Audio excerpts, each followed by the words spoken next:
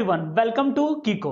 आज हम लोग स्टार्ट करेंगे न्यूरल कंट्रोल एंड कोऑर्डिनेशन। उसमें हमें देखना है कि वैल्यू बेस्ड क्वेश्चन जो कि नीट में पूछे जाते हैं उसको हमें सॉल्व कैसे करना है। और जितने भी रिपीटेड क्वेश्चन मैंने यहाँ पे दिए हैं उसके लिए एक कॉन्सेप्ट, दो फिगर या कितनी चीजों की जरूरत पड़ेगी जिससे क्वेश्चन आपका क्या हो, सॉल्व हो सके। तो आइए सबसे पहले हम लोग नजर डालते हैं किसके ऊपर, क्वेश्चंस के ऊपर। उसके बाद हम लोग बात करेंगे कि इसके लिए कौन सा कॉन्सेप्ट हमें लगाना है। तो फर्स्ट ऑफ ऑल हम लोग पहला क्वेश्चन देखते हैं। और क्वेश्चन क्या लिखा हुआ है यहाँ पे, क्वेश्चन ये लिखा हुआ है कि Nissl's bodies are mainly composed of. Main word को दिमाग में आप बिठा लो, एकदम इसको बिठा लो कि इसके बेस पे हमें आंसर को निकालना है।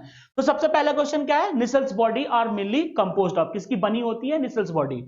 अगर हम लोग दूसरे क्वेश्चन की बात करें तो दूसरा क्वेश्चन हमारा क्या है कि myelin sheath is produced bye. तो यहां पे क्या याद रखना है आपको कि माइलिन शीथ होती क्या है और किससे प्रोड्यूस्ड होती है। तीसरा क्वेश्चन हमारा क्या है कि receptor site for neurotransmitters are present on. ये तीन क्वेश्चन, तीन नाम, और तीनों नाम दिमाग में आप बिठा लो और उसके हिसाब से हम लोग इसका आंसर निकालेंगे। अब हम लोग चलते हैं कि इस तीनों क्वेश्चंस के लिए हम कौन से ऐसे टॉपिक को पढ़े, कौन सी ऐसी बात करें जिसमें हमारे तीनों के तीनों आंसर आ जाएं। तो सबसे पहले हम लोग बात किसी करेंगे न्यूरॉन सेल की, कि न्यूरॉन सेल होते क्या हैं, न्यूरॉन सेल है क्या, उनकी नंबरिंग क्या है, वो कितने हमारे बॉडी में पाए जाते हैं। उसके बाद हम लोग देखेंगे कि उससे हम लोग आंसर को कैसे निकालते हैं। सबसे पहले हम लोग किसकी बात करेंगे, न्यूरॉन की। तो न्यूरॉन की जब बात करेंगे तो सबसे बड़ी चीज उसके लिए क्या हो कि वो क्या उनका फंक्शन है और उनकी यूनिट कैसे हमारे लिए काम करती है। तो सबसे पहली चीज क्या हो जाती है कि neuron is the structural and functional unit of our body. किसके लिए, नर्वस टिश्यूज के लिए। किसके लिए, न्यूरल टिश्यूज के लिए। तो यहां पे एक चीज तो आपको पता चल गई। दूसरी सबसे अगर इंपॉर्टेंट बात करेंगे, longest cell of the body, means हमारे बॉडी के अंदर सबसे बड़ी सेल कौन सी होती है, न्यूरॉन सेल्स होती हैं। और थर्ड कि कितने नंबर में पाए जाते हैं, ये 100 बिलियंस, कितना है इनका नंबर, 100 बिलियंस में नंबर में पाए जाते हैं। और सबसे बड़ी बात इसके लिए क्या आती है कि क्या ये सेल्स डिवाइड होते हैं, क्या इन सेल का डिवीजन होता है, इन सेल का डिवीजन कैसे होगा। इन सेल्स में सेंट्रियोल मैच्योरिटी के बाद खत्म हो जाती है, और जब मैच्योरिटी के बाद जब सेंट्रियोल के फंक्शंस बंद हो जाएंगे तो सेल डिवाइड कैसे करेगा। इसलिए क्या होता है कि यहां पे हम लोग देखते हैं कि जो मिल गया वो मिल गया, मींस एक बार पैदा हो गए 100 बिलियन न्यूरॉन्स के साथ तो वो आपके जिंदगी भर वही आपके साथ रहने वाले, कोई नया न्यूरॉन आपकी बॉडी के अंदर फॉर्म नहीं होगा। तो ये तो हो गई बेसिक बात किसके लिए, न्यूरॉन के लिए। अब हम लोग तीनों क्वेश्चंस को दिमाग में रखते हुए हम लोग आगे बढ़ेंगे और देखेंगे कि किस तरीके से हमको आंसर निकालना with in 10 minute with 2 figures. अब यहां पे हम लोग बात करते हैं कि क्या है वो फिगर जिसके थ्रू हमको आंसर को निकालना है। तो यहां पे हमारे सामने आ चुका है फिगर और उसकी हम लोग बात करेंगे। तो सबसे पहला क्वेश्चन क्या था कि Nissl's body are composed of, किसकी बनी होती है। तो यहां पे हम लोग देखेंगे कि जो निसल्स बॉडी है उसके लिए मैंने क्या वर्ड यूज किया है, निसल्स ग्रैनुअल्स। यहां कंफ्यूजन नहीं होना है क्योंकि यहां पे निसल्स ग्रैनुअल्स और निसल्स बॉडी ये दोनों एक ही चीज के लिए लिखा जाता है, तो इसमें कंफ्यूजन थोड़ा सा भी नहीं रखना है। अब क्वेश्चन क्या है कि वो किस चीज के बने हैं। तो क्वेश्चन ये पूछ रहा है कि वो किस चीज के बने हुए हैं, मींस कंपोजिशन उनका क्या है, करते क्या है वो। तो यहां पे दो चार चीजें आपको फिगर के अंदर दिख रही हैं। जैसे पहले मैं बात करूं, एक आपको दिख रहा है न्यूरोफिब्रिल्स, दूसरा है न्यूक्लियस, तीसरा न्यूरोप्लाज्मा, फोर्थ है आपका निसल्स ग्रैनुअल्स। मींस ये सारी चीजें कहां पे हैं, साइटोन में है। कहां पे है, cyton, means cell body of the neuron, means cyton के पार्ट में ये सारी चीजें पाई जाती हैं। फंक्शन की बात करते हैं, फटाफट देखते हैं फंक्शन क्या है। मींस न्यूरोफिब्रिल का क्या काम है, न्यूरोफिब्रिल क्या कर सकता है, न्यूरोफिब्रिल इंपल्स को जनरेट करके आगे ले जाते हैं। दूसरा न्यूक्लियस क्या करता है, it is a control power house of the cell, means ये कंट्रोलिंग को पूरा वहां पे गवर्न करते हैं। तीसरा हमारा क्या, न्यूरोप्लाज्मा। हर एक सेल के पास साइटोप्लाज्मा होता है, वैसे न्यूरॉन के पास क्या है, न्यूरोप्लाज्मा। बेसिक है, कोई इसमें दिक्कत वाली बात नहीं है। अब देखते हैं कि Nissl's granules, Nissl's granules RER means rough endoplasmic reticulum के साथ मिल करके क्या बनाते हैं, प्रोटीन की फॉर्मेशन करते हैं। Ribosome plus rough endoplasmic reticulum ये दोनों मिलकर के क्या बनाते हैं, प्रोटीन की फॉर्मेशन करते हैं। तो पहले क्वेश्चन का आंसर हमारे सामने है और वो क्या है, देखते हैं।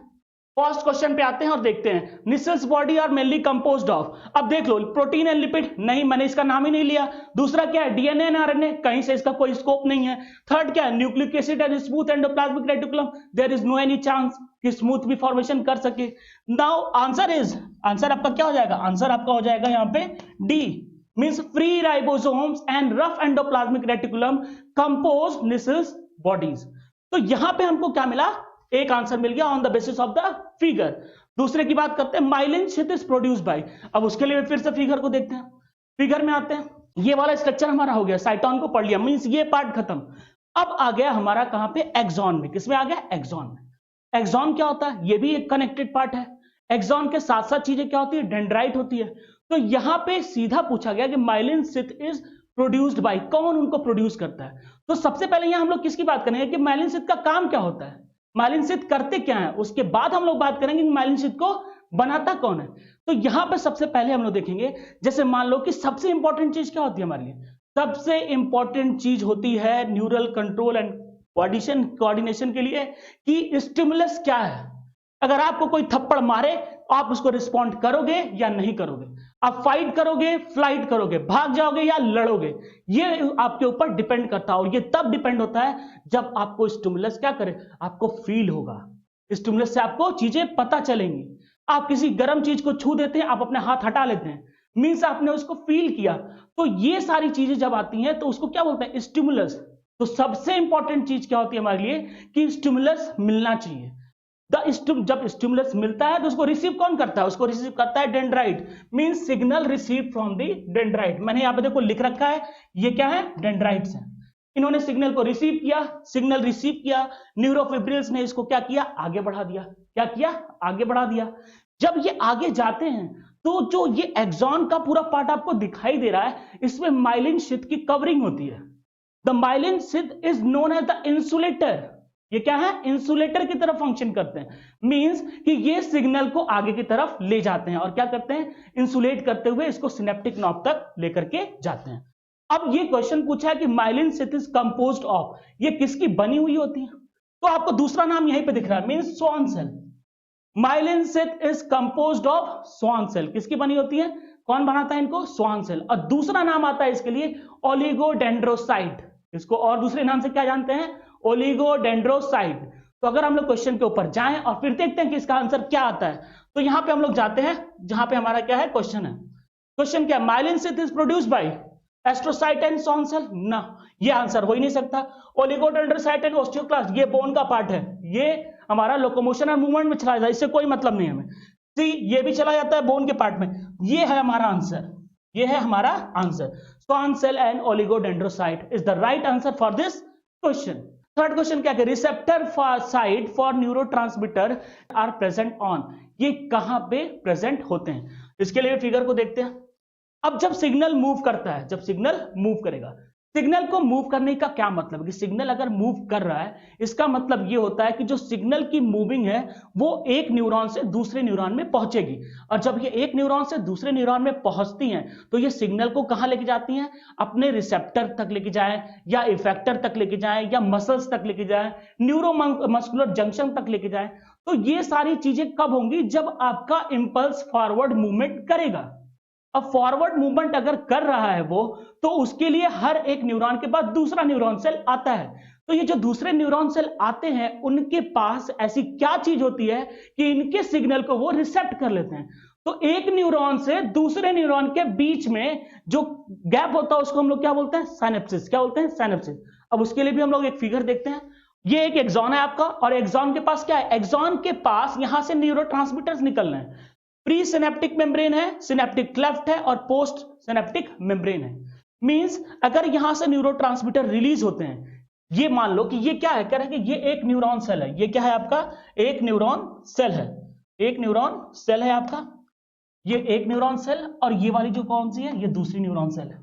ये क्या है, दूसरी न्यूरॉन सेल है। मींस अगर इस एक न्यूरॉन से सिग्नल को मूव करके दूसरे पे जाना है, कहां जाना है, दूसरे वाले पे जाना है, तो क्या करना होगा कि यहां से न्यूरोट्रांसमीटर की फॉर्म में, अब न्यूरोट्रांसमीटर होते क्या है, न्यूरोट्रांसमीटर वो पार्ट होते हैं जो हमारी बॉडी में हमारी डेली रूटीन के कामों को क्या करते हैं, गवर्न करते हैं। जैसे अगर हम बात करें डोपामाइन की, तो हमारा सोना, उठना, बैठना सब कुछ डिपेंड किस पे करता है, डोपामाइन पे, कि एक एग्जैक्ट टाइम पे हमको नींद आने लगती है। इसका मतलब क्या कि हमारे डोपामाइन एक्टिव न्यूरोट्रांसमीटर की तरफ फंक्शन कर रहे हैं। तो ये बात है। तो यहां से देखते हैं, जब न्यूरोट्रांसमीटर एक नर्व सेल से दूसरे नर्व सेल में जाते हैं तो उनका रिसेप्टर क्या होता है, तो उनका रिसेप्टर जो होता है वो किस मेम्ब्रेन पे होता है, पोस्ट सिनेप्टिक मेम्ब्रेन पे रिसेप्टर पाए जाते हैं। अब आप अपने क्वेश्चन को देखिए, अगर हम लोग क्वेश्चन की बात करें तो यहां पे क्वेश्चन अगर आता है, यहां पे देखते हैं, ये receptor site for neurotransmitter are present on presynaptic membrane पे होता है, नहीं होता है। दूसरा हमारा क्या कि टिप्स ऑफ एक्सॉन पे होगा, नहीं होगा। Post synaptic membrane is the right answer, और ये भी क्या हो जाएगा, रॉन्ग हो जाएगा। तो सबसे राइट आंसर हमारा क्या है, पोस्ट सिनेप्टिक मेम्ब्रेन पे ही क्या पाई जाती है, receptor site for the further conduction of the electric impulse which are generated by neuron cell and which can be further generated by another neuron cell. Means एक के बाद क्या होंगे, ये सिग्नल फॉरवर्ड मूवमेंट करते रहेंगे और जनरली फिर कहां पहुंच जाएंगे, आपके सीएनएस में। और सीएनएस से पहुंचने के बाद क्या करेंगे, आप उसके अकॉर्डिंग रिस्पॉन्ड करेंगे। क्या करेंगे, रिस्पॉन्ड करेंगे। तो ये पूरा का पूरा दो फिगर हमको क्या बताता है कि हम 3 क्वेश्चन मींस 16 नंबर 16 नंबर, दो फिगर से 16 नंबर। तो पढ़ाई को इतना ब्रॉड नहीं करना है, शॉर्ट करके नंबर लाना है।